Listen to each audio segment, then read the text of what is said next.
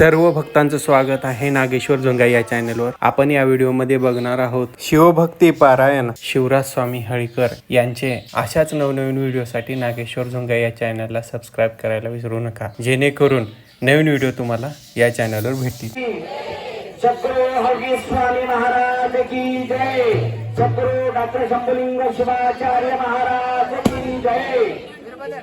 आजचा या ठिकाणी आनंदाचा क्षण म्हणजे सोमवार, शिवरात्र आणि प्रदोष याच्या उद्यापनासाठी तुम्ही गुरुवर्य हळीस्वामी मठामध्ये या ठिकाणी तुम्ही आलेला आहात। सोमवार करणं म्हणजे या ठिकाणी सोमवाराचं महत्व म्हणजे आपल्याला 7 जन्मापर्यंत सौभाग्यवती प्राप्त होण्याचं, त्या सोमवाराच्या व्रताचं फल प्राप्त तुम्हाला होणार आहे। मनुष्याने आयुष्यभर सोमवार करतात, पण त्यांचं उद्यापन करणं म्हणजे त्यांच्या भाग्यामध्येच पाहिजे।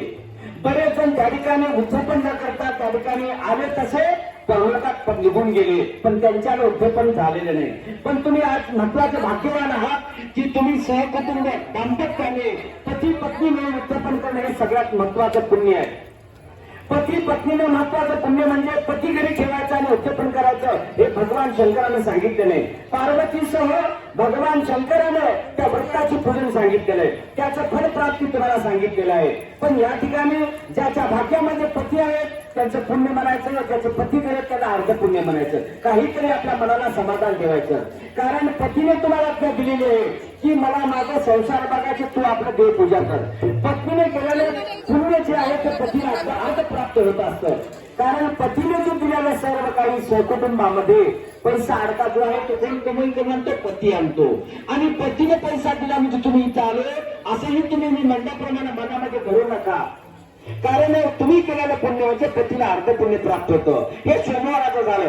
प्रदोष व्रत त्या ठिकाणी प्रदोष व्रत करणं म्हणजे माणसांना आपल्या घरामध्ये दुःख आहे, पती पत्नीमध्ये जमत नाही, पण आपल्या मुलाचं लग्न होत नाही, मुलीचं लग्न होत नाही, त्यामध्ये प्रदोष व्रत केल्यामध्ये त्याचं फल प्राप्त होतं। तुम्हाला एक सांगतो, असं सत्यव्रत नावाचा एक राजा होता। तो राजा त्या ठिकाणी कसा होता, धन संपत्तीवान होता, ऐश्वान होता। पण त्या राजाने एक प्रदोष व्रत करत असताना दुसऱ्या राजाने त्याच्यावर युद्ध करण्यासाठी आलेला आहे। पण तो राजा काय केला, प्रदोष व्रत करता करता व्रत सोडला आणि युद्ध करण्यासाठी तो निघून गेलेला आहे। पण युद्ध करत असताना तो राजा त्या ठिकाणी मरण पावलेला आहे। त्या राजाची पत्नी गर्भवती असते। पण ते गर्भवती असताना राजाच्या पत्नीला असं दुःख झालं की आपले पती या ठिकाणी मरण पावलेले, पतीचा औषध आपल्या पोटामध्ये आहे, याला आपण वाचवलं पाहिजे, म्हणून ती पत्नी बाहेर अरण्यामध्ये निघून जाते। अरण्यामध्ये निघून गेल्यानंतर राजाच्या पत्नीला सूर्याचे किरण रोज काही पुस्तकात दिसत नाही। राजाची बायको आहे त्या ठिकाणी अरण्यामध्ये फिरायच्या मध्ये तिच्या मागचा वनवास। मग ती अरण्यामध्ये गेलेली आहे। अरण्यामध्ये गेले असताना तहान लागलेली आहे, अरण्यामध्ये पाणी मिळतं का भूक लागलेली असते। गर्भवती महिला त्या ठिकाणी असं करत असताना त्या ठिकाणी एका ठिकाणी ती प्रसूत झालेली आहे। प्रसूत झाली असताना त्या ठिकाणी त्याला तहान लागलेली होते, बाळाला जागी ठेवती आणि पाणी पिण्यासाठी एका सरोवरापाशी जाते। एक तलाव दिसतो, त्या तलावामध्ये पाणी पिण्यासाठी जात असते। पाणी प्यायला गेला असताना त्या ठिकाणी तिथल्या मगरीने तिला धरलं आणि खाऊन टाकलेलं आहे।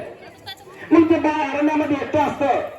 त्या अरण्यामध्ये एकटं असताना असंच एक साधू, एक स्त्री त्या ठिकाणी आपल्या छोट्या बाळाला घेऊन ते फिरत जात असते। ते तिला ते बाळ दिसतं।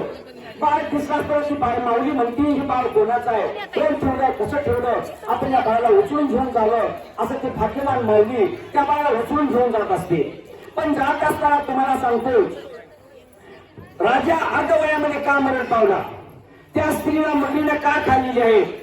राजाने पहिल्या जन्मामध्ये भगवान शंकराची पूजाच केलेली नाही आणि त्यांनी प्रदोष व्रत सोडलेला आहे, म्हणून त्यांना अल्प आयुष्य प्राप्त झाला। तो राजा अल्प वयामध्ये मरून पावला। ती राजाची पत्नी असते। राजाच्या पत्नीला राजाला 2 बायका असतात पहिल्या जन्मामध्ये, पण त्याला तिने सवतीचा द्वेष केला। सवतीला बरोबर वागवलेले, सवतीला बरोबर खायला गेलेले, म्हणून तिला तिने द्वेष केल्यामुळे तिला मगरीने त्या ठिकाणी खाऊन टाकली, मगरीच्या रूपामध्ये त्या सवतीनं। आणि तो बाळ जो आहे त्या बाळाला सुद्धा मागल्या जन्मामध्ये काहीच व्रत उद्यापन दान धर्म काहीच केलं नाही, त्याच्यामुळे त्याला माता पित्यासहित तो अरण्यामध्ये एकटा पडलेला आहे। हा प्रदोष व्रताचं महत्व आहे। म्हणून माणसाने प्रदोष व्रत ज्यांनी केलं त्यांच्या घरामध्ये पती पत्नीमध्ये मुलामध्ये आपल्या सर्व समाजासाठी आले गेलेला असतो। हरण पाणी प्यायला येतं, पण त्या हरणीची वाट बघत असतं. वाट बघत असताना तो हरणी काय येईना. तो बसल्या बसल्या माणूस काय करतो बघा, रिकामा माणूस काय करतो, गाडी तरी घेतो, काहीतरी मोडत बसतो, काहीतरी घेतो, हाताने करत राहतो. पण तो पारधी काय करायचा, एक बेलाचं पान तोडायचं आणि खाली सोडायचं, बेलाचं पान तोडायचं आणि खाली सोडायचं. बेल पडल्याला कुठं पडू लागलं, खाली बेलाच्या झाडाच्या बुडाला शिवलिंग होतं, त्या शिवलिंगावर ते बेल पडू लागलेलं आहे. शिवरात्रीचा दिवस होता, पूर्ण दिवस संपलेला आहे, त्या ठिकाणी पारधी आलेले आहे. पण त्या पारध्याचं एवढं पुण्य झालं. एक पारधी म्हणजे शिकारी म्हणजे पापी माणूस, पण त्याचा उद्धार कसा झाला, तशाप्रमाणे आपण त्या ठिकाणी शिवरात्रीचं व्रत करून भगवान शंकर